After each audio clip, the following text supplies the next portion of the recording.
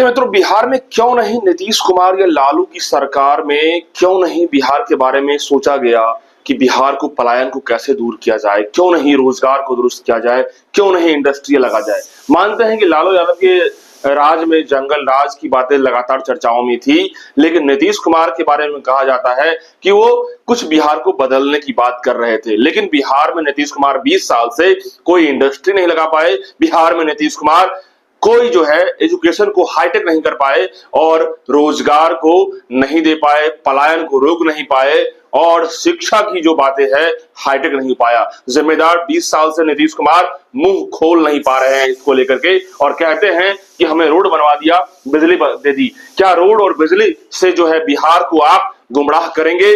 कहीं ना कहीं आपको शर्म आनी चाहिए। आपको पता होना चाहिए कि नीतीश कुमार आप बुजुर्ग हो गए हैं। लोग ये कह रहे हैं कि आप मानसिक रोगी भी हैं, लेकिन सवाल उठ जाता है कि राजनीतिक कुर्सी के लिए और सियासी मलाई के लिए आपकी नजर तो काफी चौकन्ना होता है कुर्सी के लिए। तो कैसे आप बीमार हैं, कैसे आप क्या है, ये तमाम एक्सपर्ट ही बता रहे हैं। लेकिन अब सवाल उठ जाता है कि नीतीश कुमार जिम्मेदार को क्यों नहीं कहा जाए।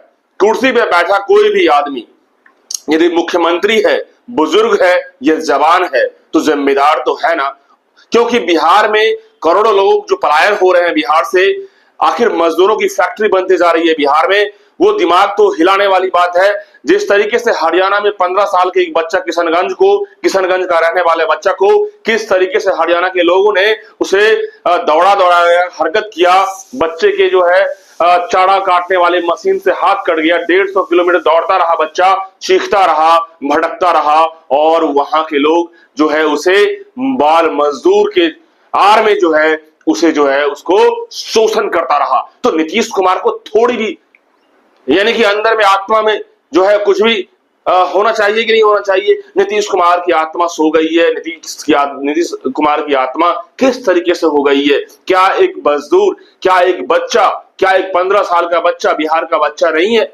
यदि वो हरियाणा में नौकरी कर रहा है तो सवाल उठ जाता है कि बिहार में इस तरीके से लगातार 20 वर्षों से पलायन की फैक्ट्री, मजदूरों की फैक्ट्री बनने का जिम्मेदार नीतीश कुमार क्यों नहीं इस पर जवाब दिए।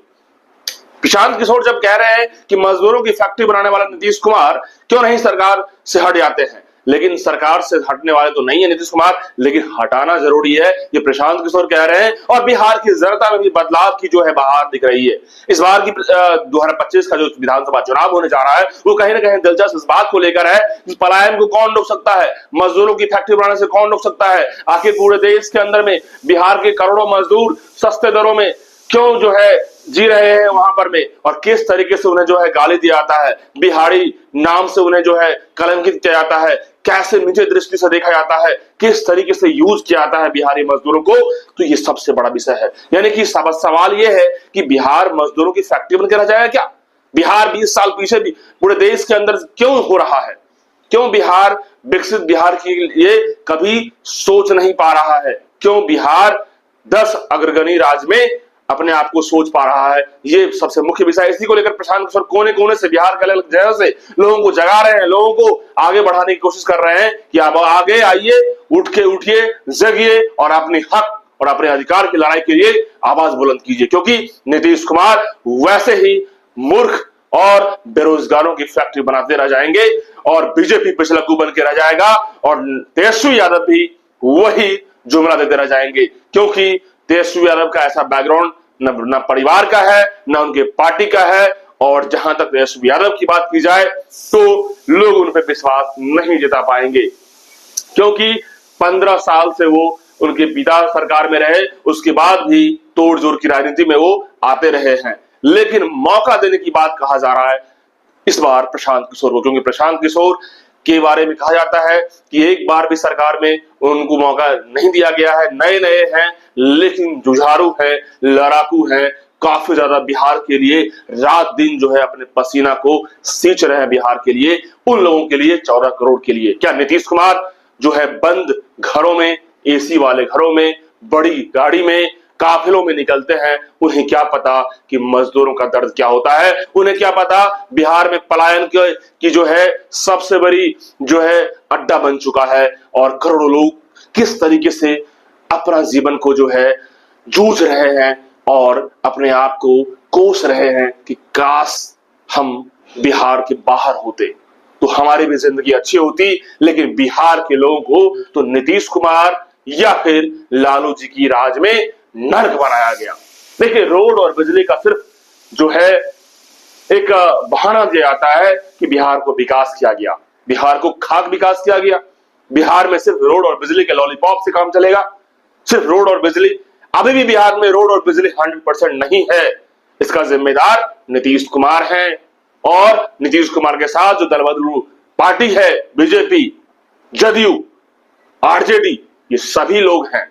ऐसे में बीजेपी, आरजेडी, जदयू, इन तीनों पार्टियों के लिए पीके का तमाचा दिख रहा है और पीके इस बार तो ताबड़तोड़ एक्शन में है मित्रों। जैसा कि बताया जा रहा है कि प्रशांत किशोर पलायन को लेकर के, रोजगार को लेकर के, शिक्षा को लेकर के सबसे ज्यादा फोकस किए हुए हैं और आज बड़ा खुलासा करने जा रहे हैं मित्रों। बताना चाह रहे हैं आपको कि प्रशांत किशोर आज प्रेस कॉन्फ्रेंस में बिहार के नेता का काली कमाई या काली कमाई का करतूत का पर्दाफाश करने जा रहे हैं, चाल चरित्र। जैसे कि कहा जा रहा है कि प्रशांत किशोर सिर्फ आरजेडी को ही टारगेट करते हैं, जैसे कि कहा जा रहा है कि सिर्फ प्रशांत किशोर जो है बीजेपी का बी टीम है। लेकिन प्रशांत किशोर अब बीजेपी का बी टीम है या नहीं है बहुत जल्द पता चल जाएगा, क्योंकि हर नेता को जो है वो कुंडली को खंगालना चाह रहे हैं और सामने ला रहे हैं। क्योंकि रसूखदारों का जो है 20 वर्ष का विधायकी, 20 वर्ष का सांसदी और लंबे समय से जो है खूंटा गाड़ने वाली जो नेतागिरी है अब नहीं चलने वाली है। ये प्रशांत किशोर का कहना है। प्रशांत किशोर सीधा कहते हैं बाहुबलियों का राज, कट्टा वाली जिंदगी और बिहार में कट्टरता वाली राजनीति और कट्टरता की जाति की कट्टरता को जो है नस्तनाबूद करेंगे, प्रशांत किशोर कह रहे हैं। क्योंकि वो नहीं कह रहे हैं बिहार की 14 करोड़ लोगों की आवाज के साथ जो है उनकी आवाज गूंज रही है। क्या बिहार के 14 करोड़ लोग जागरूक होंगे? ये एक चुनौती जरूर है।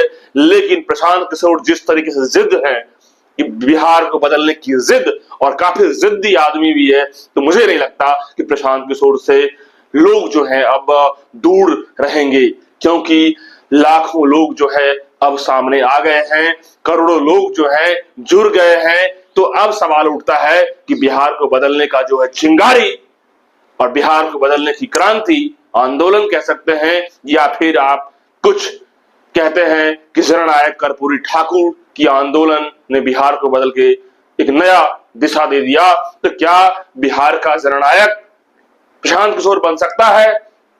ये भी एक बहुत बड़ा विषय है, प्रसंग है बिहार के लिए, बिहार की राजनीति के लिए। नीतीश कुमार को निशाना इस तरह साधे हुए हैं कि कह रहे हैं कि प्रशांत किशोर 3 महीने के बाद नीतीश कुमार नहीं रहेंगे, साफ हो जाएगा। और यहां तक प्रशांत किशोर ने कह दिया है कि बीजेपी के हर एक काली करतूत हो हम सामने लाएंगे और आज प्रेस कॉन्फ्रेंस में कहने जा रहे हैं कि हम पर्दाफाश करेंगे।